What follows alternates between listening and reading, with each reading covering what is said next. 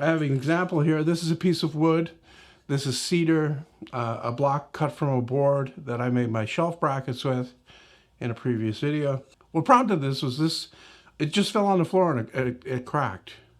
So I thought I would talk about the properties of wood, because a lot of people don't understand it. They want to get into woodworking, they want to do things with wood, but they lack the fundamentals of like a good understanding of what wood actually is.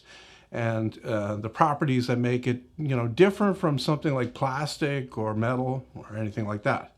So here we have the piece of wood that cracked when I dropped it on the floor.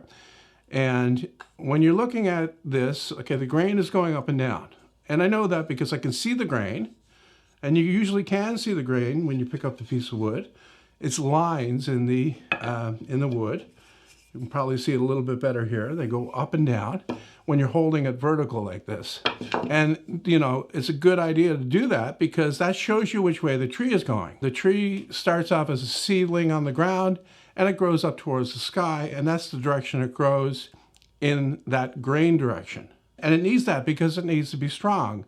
Otherwise, you'll have a gust of wind and every tree will fall down because it broke off like this if the grain was going sideways. So the grain's going up and down. That's the strength axis of the material. Okay? So it has some strength going across the grain, but not anywhere near what it has going with the grain.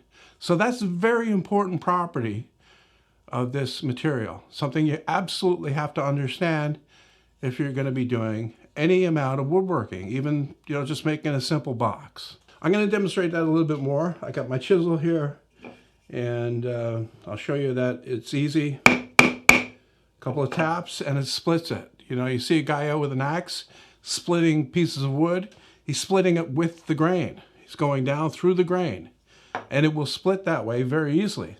However, I'll just take this small piece here and I'll try to split it the other way. I'll try to split it across the grain. I have my chisel, and you can see the chisel's gone in like halfway and it still hasn't split it.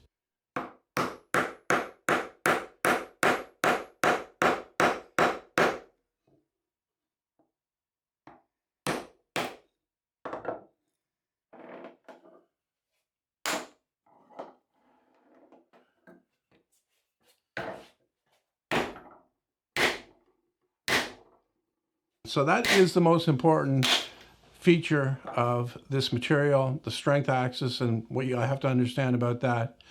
The best way to get a really good understanding is to use it. Try building different things and see how it's strong. Take a piece and split it and see how it reacts, and try to split it the other way, and so on and so forth until you become familiar with it. The other very important feature, and not very far behind that first one, is the expansion and contraction with changes in humidity. Okay? So say here in the northern hemisphere, in the winter, it gets very dry, so the wood's going to shrink. And in the summer, it gets humid, and the wood is going to grow. It's going to swell. So your wood is going to shrink and your wood is going to swell. All right? And it does that. It does that across the grain. It doesn't do it as much. It still does it a little bit along the grain, like the length. Okay, the tree's not getting any taller, but it is getting fatter in the summer and narrower or skinnier in the winter. That's another way of looking at it. Okay, along the grain, up and down, it's getting wider, right? When it gets more humid, and it gets narrower when it gets less humid. And this is a problem that you have to allow for, all right? Especially if your parts are bigger.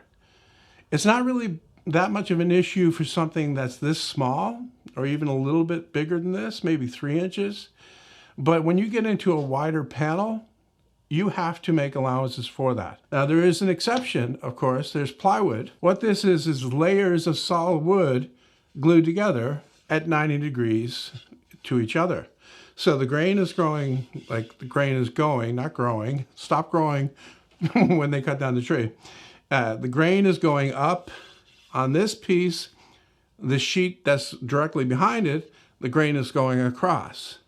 And then there's another sheet behind that, and the grain is going once again up and down, and the sheet behind that, it's going across. And then the back sheet is going up and down. Now, the thing about the plywood is that makes it so that it doesn't really expand and contract across its length and width, okay? And it makes it so that it's very strong in both directions. Both this vertical direction, like I've oriented my piece. Just gonna take my chisel and make sure I don't hit my microphone. You see, I'm not splitting it. It's not splitting because the grain that's going across is adding a lot of strength. And it won't split the other way either. I'll show you that.